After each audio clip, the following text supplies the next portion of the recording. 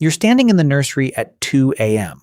Phone flashlight in one hand, bottle warming in the other. White noise app cycling through ocean waves for the fourth time. Nothing is working. Simple problem. Now imagine that same 2 a.m. minus the phone, minus the bottle, minus the walls. You're in a clearing, wrapped in animal hide, and somewhere in the dark, something with a very good nose is listening. Your baby will not stop screaming. What did you do? Here's the mystery. A crying baby is loud. Loud is dangerous when you live outdoors with things that hunt at night.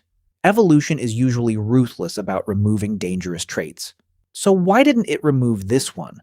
Researchers have actually measured this. Not guesses. Stopwatches in the Kalahari Desert timing exactly how often hunter-gatherer infants cried and who came running when they did. Let's start with the part that surprised everyone. Basic fact. If you were a newborn anywhere in the world, you'd cry more in your first few months than at any other point in your life. It builds for weeks, peaks around 6 weeks old, then fades. Parents call it the witching hour, the fussy period, colic, meaning unexplained, inconsolable crying in an otherwise healthy baby. For decades, people blamed this on modern life. Formula, strollers, cribs, then Ronald Barr at McGill University, and Melvin Konner at Emory University tested that. They studied Kung-san infants, a hunter-gatherer community in the Kalahari Desert, where you'd have been carried almost constantly and fed on demand. If crying came from too little contact, you should barely have cried at all. You cried anyway. Same age, same curve. 6 weeks in, right on schedule. Same as a baby in Amsterdam or Ohio. Here's what most people get wrong about this. They assume crying is a complaint about bad conditions. It isn't. It showed up in infants held and soothed almost every waking second. Something else was driving it. Something built in, not switched on by circumstance. But that just deepens the puzzle. Because on paper, a crying baby should have gotten your entire ancestral line killed. Now here's the part nobody talks about. Even though the timing of your crying would have been identical, the amount wasn't. In that same comparison, Dutch infants cried roughly twice as long in total as the Kung infants did. Carrying you and answering instantly didn't erase the crying. It shortened it. Barr had already tested this directly in a randomized trial published in the journal Pediatrics. Mothers told to carry their babies several extra hours a day saw measurably less crying overall. Not zero. Less, which raises an uncomfortable question if you're 40,000 years old and screaming on schedule no matter what anyone does.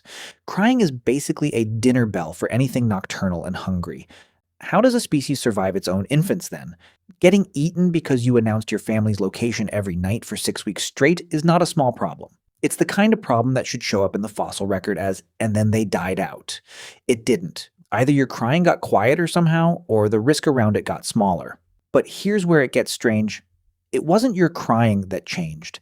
It was the math of who was listening for it. Ann Cale Kruger at Georgia State University and Melvin Konner studied exactly this, tracking every single cry from Kung infants and recording who responded. Your mother, almost always, but in about a third of cases, she wasn't the one who reached you first. A grandmother, an older sibling, another woman in camp. You were rarely, if ever, crying into an empty room. That's the reveal. Your crying wasn't one exhausted person's problem to solve alone at 3 a.m.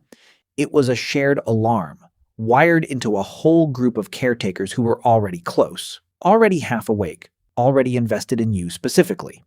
The danger dropped enormously the moment there wasn't just one parent listening. There was a camp. Somewhere around the agricultural revolution, humanity quietly swapped that village of backup caregivers for a single exhausted parent, a closed bedroom door, and eventually, a Pinterest board. Your biology never got the memo. It's still expecting the village. If you've ever stood in a dark nursery at 3 a.m., feeling strangely certain this shouldn't be a one-person job, you're not wrong, and you're not weak. That instinct is old. Tens of thousands of years old. Your baby's crying schedule is running the exact same program that ran in the Kalahari, and everywhere else humans have ever raised children. The only thing missing is the second set of hands your biology still assumes are nearby. You're not doing it wrong. You're doing it without the village it was built for. The crying wasn't a flaw, and it wasn't your fault. It was a system built for backup most of us no longer have. Next time, how did ancient parents ever get a full night's sleep with a newborn nearby? That's a video for another day. For now, if you had a full village of caretakers on call tonight, what's the first thing you'd hand off at 3 a.m.? Drop it below. There's more where this came from.